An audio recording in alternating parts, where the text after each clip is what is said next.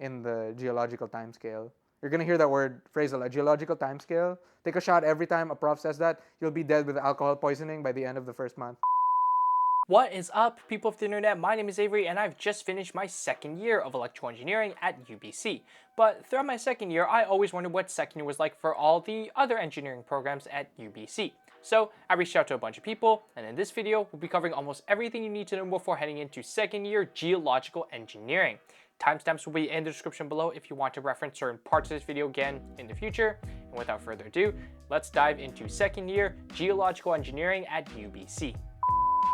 Hi, I'm Javier Alfonso Tuazon, and I just finished my second year of geological engineering. Nice to meet you guys.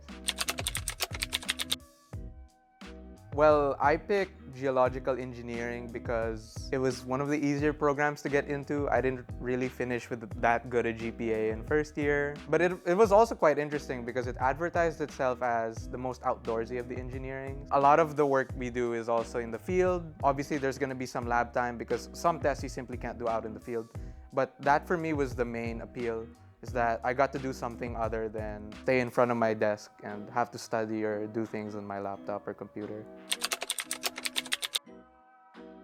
Okay, so for second year, typically you would take 10 to 12 courses. I say 10 to 12 because the standard timetable already allots 10 for you. 2 of those you could take either before or after. Those would be Math 253 and Stat 251. I think that's just down to what you want to schedule or what you expect from yourself. So that's where some of the flexibility comes from. APSC 201, interesting course. Your professor is going to be Estella. Avery at the back, he just flinched when I said that name, so beware. But anyways, Estella, honestly, I don't know, she gets a bad rap, but she's such a sweet person, and it was a pleasure to have her as a prof. Maybe not the most informative, especially for a communications course, but I thought that she went out of her way to try and help us. So she was a great prof, but back to the actual course in hand. APSC 201 is basically Words 150 but glorified. You're gonna go a bit more in depth on program-specific stuff. So since we were in GeoEng, there was a lot of carbon sequestration papers that we were reading. So for us, it was mostly geo-related stuff. But otherwise, it's just the Words 150. You're gonna have group work. Those suck, quite frankly. Not because of the group members, but just because they were always due really quick. There is a midterm. Midterms and the finals, in my opinion, aren't very difficult to prepare for. It's all just writing. They basically make you read a paper, and it's less about interpretation and trying to sort of expound on it better or try and get like the deeper meaning of the paper. But it's definitely not just like reiterating what the articles say. Yeah, Civil 250 is great. This is a great course.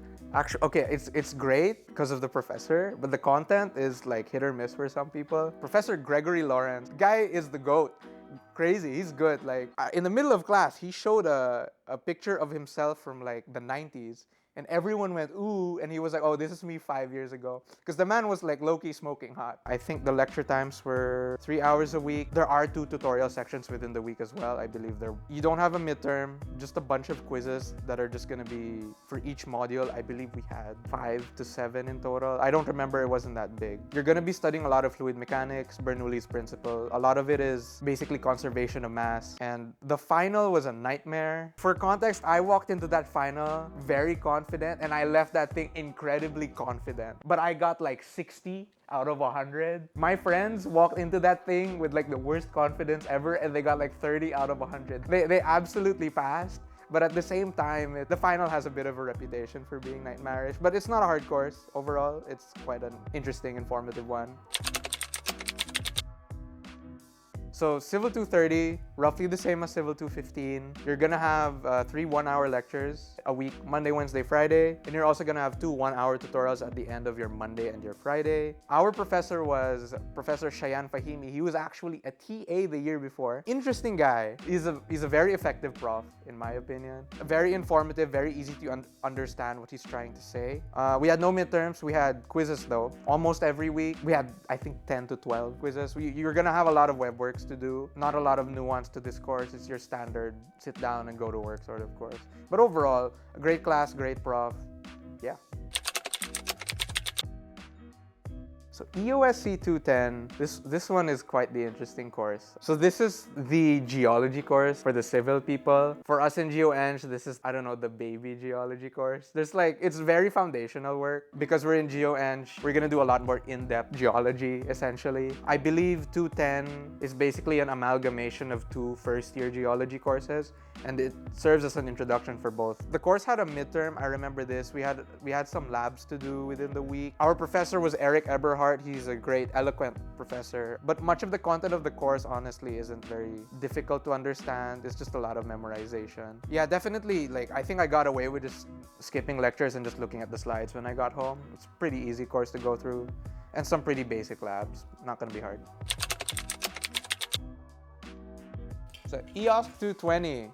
This is where they introduce you to rocks, like physical. The labs are super fun. Oh yeah, if I haven't mentioned it already, geological engineering, so many labs, crap ton of labs. Like, you will be sick of labs by the end of it. This is one of the best labs I've had ever. My professor personally was Professor Lucy Porritt. She's a great professor. A lot of the content of this course is basically a lot of mineralogy. Remember that word? A lot of studying behind crystal structure, maybe some basics on the processes that happen in the earth. I think you do this a bit more in-depth the term after, but the focus here is more on the crystal structure, mineralogy, mostly, how crystals form. I think the labs here required quite a bit of work. You don't go in the labs and then just go, oh, I'm done, let me go home, right?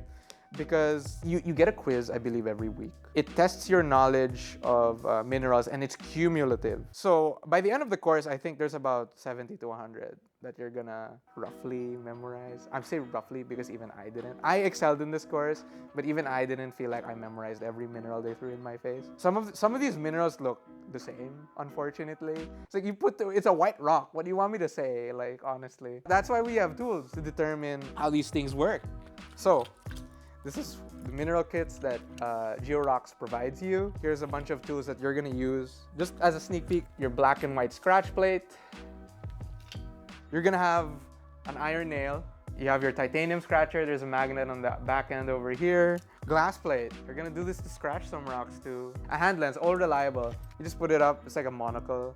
You look through the thing. You have to put the rock really close to you. Really small. But yeah, that's about it for our labs. And you're just gonna learn more about it. And one more thing is, go to the lab during extra time. Maybe stay for an extra hour. Because as I said, you're gonna need to memorize rocks. They just have the rocks out in the open. You could review them. It helped me. All the people who didn't do it had a hard time, unfortunately. So all you have to do is go to work, memorize your rocks, memorize their properties. So Math 253, if you're in GeoEng, congratulations, this is your last math course. Because everyone else has to take 256 and 255, but we don't have to because we're better than them. I took mine just this summer because I didn't want to work with 6 classes. Actually, I recommend for a lot of first years that they take it before their second year. I think it's just easier on the load. If you're not gonna find any work over the summer, then just go ahead and do it. Math 253 is just a lot of multivariable calculus. Standard math course, you have 2 midterms. There's gonna be a final, WebWorks. It's a standard math course. They're not gonna throw any weird curveballs at you. Again, just like I said with other courses, it's sit down, go to work. Nothing too eccentric about this course, quite standard, I'd say. Stat 251.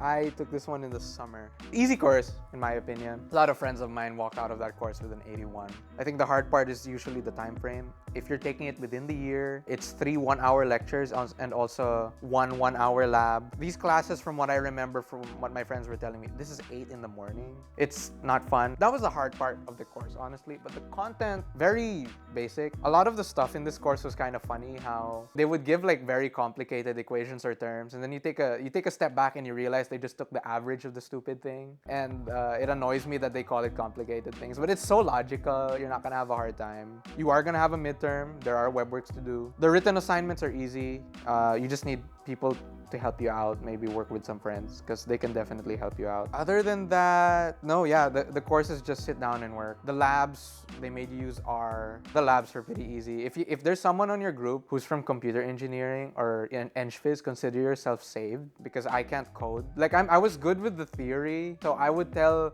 the people who were good at coding what to do, and they'd be like, oh, okay, I got this, right? But they wouldn't know where to. Like sometimes they wouldn't know where to start. If they do know where to start, consider yourself saved. Labs are easy. That's about it. Soil mechanics. CIVL 210, I believe we had 2 1.5-hour lectures a week, and we had an alternating week lab that lasted for, I believe, 2 hours. This course is, I wouldn't say a nightmare, definitely one of the more difficult courses in second year, just because the way they teach it is not what you'd expect. CIVL 230 was a lot of the same as Physics 170, and your knowledge was tested with every quiz, even though there was no midterm, so you felt like your knowledge was very fresh. CIVL 210 doesn't do that. It's just straight up a midterm, a final, labs. I don't recall there ever being homework. There are labs and there are like lab papers due.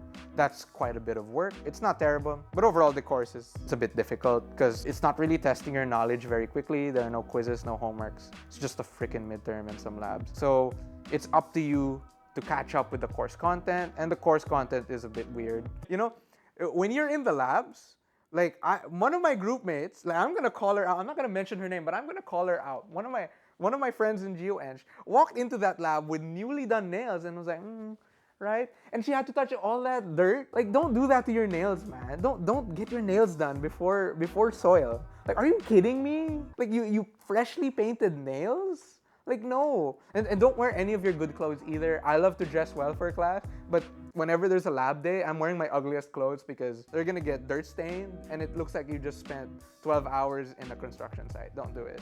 Don't freaking do it. Or at least for the first lab. Second and third, not so dirty, but the first lab, like, no. Just don't. Just don't. This is the pseudo second math course. This is supposed to be the replacement to your math course. My friend told me she felt like she learned a lot, but to be fair, I think not a lot of people share that sentiment. Or maybe it's just me. I don't know. It's Python and like ODEs combined, but it does both so poorly. It's an easier course for all the wrong reasons. The practice midterms and the practice quizzes were 1-to-1 with the actual quiz. Yeah, I just want to know what that course did for me because it did nothing but boost my GPA. If you know Python, you'll be fine. If you've done ODEs before, you'll be fine. I didn't do either and I was fine. This is where you get really in-depth with the rock stuff, essentially. My prof in EOSC 221 was Professor Maya Kopilova. She's a Russian professor, and she's very sweet, very nice. But at the same time, she's just super blunt sometimes. You're gonna delve a lot into your 3 rock types: igneous, sedimentary, metamorphic. There are third-year courses which are basically petrologies of each single one. But this is an introduction to petrology, so you'll do a bit of the 3. I mentioned Professor Maya. She was only there for our igneous and I believe the metamorphic unit. But for our sedimentary unit, we had Professor Stuart Sutherland, also one of the GOATs, like ecstatic professor, energy. This man is energy incarnate. I love him. I found him and Maya excellent profs. They're just a bit opposite. Maya's like the no nonsense, will answer your questions but will not sugarcoat it prof. And then Stuart's the, hi, I'm bubbly and have a lot of humor. But he's still amazing. Very informative guy too. You have 2 midterms for your igneous and sedimentary unit. You don't have one for metamorphic because they'll just lump that in with the final. Overall, the course is a lot of study again, a lot of terms to memorize, a lot of things to just remember. A lot of it is also logic. Like when rock touches lava, it's gonna melt. Like, boo-hoo. So a lot of it is logic, but a lot of the interactions are something you need to remember. A lot of diagrams. Oh my god, the diagrams. The ternary diagrams. You're gonna get these triangles, and you're gonna see... You just wait, man. These ternary diagrams are gonna be everywhere throughout your career too, not just in this class. The labs, on the other hand... Ooh, those labs go slow.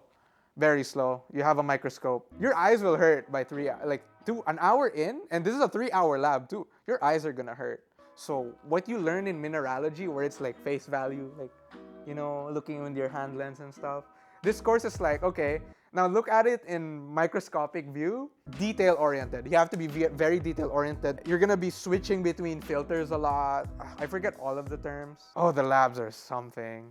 They're hard, very detail oriented. The final exam, they just give you a film and go tell us everything in this rock. I did really good in the final, but I'll tell you, I got sick of seeing 7 different things in one film. Yeah, field techniques. This is second term part of the course. You're gonna have a 1-week field school after. It's pretty simple compared to real field work. But anyways, as for the actual term, you have 2 profs. You had Joel Saylor and Mitch Darcy. Both good profs. Professor Mitch is a yapper. You mention a sedimentary rock around this man, he won't stop talking. Professor Joel looks intimidating. I don't know why, but he does kind of look intimidating. But nothing wrong with Professor Joel. He's a good prof. You're gonna learn a lot of things such as strike, dip, a lot of map reading, topographical maps. You're gonna learn about like different scales of maps, maybe geological features that are common. A bit less in-depth than 221 because the focus here is on field techniques, but I believe in this class you go through a lot more case studies, I'd say, or a lot more specific cases. So if 221 would be more in-depth about the process of mountain forming, EOSC 223 might do a bit of more of a focus on less of the mechanics and more on an actual case, such as like the Pyrenees Mountains. This is where you get to really apply the theory into the field, because even if it's just through Google Earth or looking at pictures, you get to see how the actual mechanics applies in real life. Our geological processes are very slow. It takes millions of years to get anything done in the geological timescale. You're gonna hear that phrase a lot, geological timescale. Take a shot every time a prof says that, you'll be dead with alcohol poisoning by the end of the first month. The lab is also a lot of work. Your eyes won't hurt as much as 221. This is a 3-hour lab still. You have these yellow notebooks with you. I don't have mine with me. I wanted to show it off. It's waterproof. You're gonna have to buy it. Pretty expensive, but I'd say it's quite worth it. You're gonna be working with this thing a lot. You'll have like a small yellow notebook that's waterproof. You're gonna be writing down some of the stuff you do in the labs there, like some note-taking, some sketching. Sketching is an important thing, an important skill you're gonna learn. You don't need to look like an artist, but you need to clearly define some of the layers or the features that an environment show. You're gonna work with this thing, the legendary compass clinometer. So it's a compass and a clinometer, if the name compass clinometer didn't clue you in on that already. But yeah, a lot of hands-on stuff. All right, the field school happens a week after your finals. It's fun. It's an experience. It helps if you talk to people beforehand. Having at least a friend or 2 friends will help you out a lot. It's about 8 hours of work a day, other than the last day, which is 4 hours, I'd say. You're gonna see every rock, every darn rock. Sedimentary, igneous, metamorphic, lots of sedimentary. I feel like that's the one I saw the most. You're gonna go to different parts. You're gonna go in Stanley Park. You're gonna go by the coastal mountains, specifically the Sea to Sky Highway. You're gonna go to Kitts Beach briefly. We went to Wreck Beach on the first day. I cut myself because I broke my lunchbox. It was made of glass. The reports were the same yellow notebook you use for 223. A lot of note taking. It has to be in-depth. I've always note taken for myself, so I didn't get a very good grade for the note-taking, unfortunately. Actually, the field school tanked my grade a bit. Like, it tanked because my note-taking skills were, I wouldn't say poor, but a bit selfish, because the thing you need to learn with the field school, or just with your notebook, is that you don't take notes for yourself. You take notes so that other people look at it and they can interpret it, put it into like some computer model a lot better. The notes aren't for you, it's for them. So you need to be incredibly detail-oriented. I put stuff in terms that only I would understand, and I put a lot of shortcuts, which I probably shouldn't have done. Every piece of note, or every line, every detail you write down has to have a purpose. But it's fun. Field school is an amazing experience. You get to hang out with your friends. It's great. I recommend you get a wide-brimmed hat, get some sunscreen. You're gonna hear a lot of jokes from one of our profs, Professor Brett. He told us that he wishes that he could burn down all the trees so we could just see the rock underneath. But yeah, no, it's fun. Fun course, a lot of work. EOSC 240 is basically the civils have a field school. We don't take that field school, so our alternative is we do it within the year. This is basically it. A lot of practical work too. We went on a bit of field trips. I think it was a 2-hour lecture, and there was also a 2-hour lab, back to back. Sometimes we'd have field trips that cover both classes, like 4 hours. I think the key for this class is just be patient. Professor Jason is an amazing professor. He's one of the younger professors I've had the pleasure of being under, and he's a fun guy to be around as well. For this class, it's mostly, again, memorization, remembering some terms. You're gonna learn more about the different types of drills, different types of processes to survey things. Our labs were mostly not even real lab work. We only had like one real lab. Our labs were basically case studies of like, here's like a map, where would you put the boreholes, here's the information we need, what tests do we run. Obviously, you're gonna learn all about these throughout the term. Yeah, it's pretty simple. Our TA, Emily, is a wonderful TA. I think there's no shortage of amazing TAs in the GeoEng program. First year was a mess. I had 6 and 7. Some people had 7-6. Some people had 7-7. I'm talking about the number of courses we had per term. No, first year, if you made it out of first year, I firmly believe you did it. First year was designed to separate the wheat from the chaff. I quoted the Bible. They're trying to separate the people who can take the punishment versus who can't, is essentially what I'm saying. It's a lot easier from my experience. Definitely, even with math and stat included, much easier. Cardio. Get cardio. Field school? Cardio. I used to play sports a lot, and I missed it when I could run for a long time and not feel the weight of the world on me. There's a lot of climbing you're gonna do. Like, there were a lot of sketchy things. I feel like one slip, I would have had an open skull. You know, muscles ain't gonna save you for field school. What's gonna save you is lungs, man. I did not apply for the co-op program, but I will say, according to the data I saw, I believe our acceptance rate is 90% or 89. It's the second highest behind mining, because mining only has 5 people, so 5 people will get hired. But as for the actual work experience, as from what I've heard from the upper years, you could talk to them more about this once you actually get into GeoEng. But there's a list of companies that they recommend you go to and ones that they say don't go to, because you're going to be working in a lot of arguably dangerous places. Some companies just don't have the same safety standards that other companies do. I've heard a lot of, like, not always freak accidents, but near freak accidents in these job sites. So I would advise to be careful with who you pick. Ask which the good companies are. If it's a huge company, chances are they have to play safe and actually follow safety. Yeah, just be careful. That's what I'll say. I'd say on the studying end of things, it's not terrible. Find a balance. I understand in first year was, for me at least, it was such a mess schedule-wise. I didn't really have much time to get into my hobbies. I recommend maybe find a bit more balance in your second year, especially for getting into Geo. I don't think most of the courses need a lot of work from you outside of class. Unless you're taking extra courses, then I could imagine you wouldn't have much time, but just have fun or try to find fun. Try and find the good side of things for this time around, as opposed to first year. 220. 213. There used to be an old gang rivalry with the club next door. They don't talk about it anymore. We don't talk about it anymore. But there used to be history there. That's all I'll say. Rocks, rocks, rocks. Lucy Porrit. I plead the Fifth Amendment. It's not the US, but I have to plead the Fifth Amendment. I'm sorry. Or did in second year. Cardio. I wish I did cardio. A memorable moment for us, I guess, was synthesis day for field school. Last day, everyone was just happy that field school was over, but it was a fun experience and it was something to remember. Hell to the no. No, don't do it. Don't pick elect. Don't pick computer. Don't pick any of that. Don't pick any of that stuff where all the nerds go to. Do not. No. And that's pretty much everything you need to know before heading into second year geological engineering at UBC. I just want to say a huge thank you to Xavier for helping me with this video and for sharing his experiences in second year. As always, gently tap the like button, hit that subscribe button, and ring that notification bell to be notified whenever I release a new video. With that being said, I hope this video brought you value, and I'll catch you in the next one. Peace out.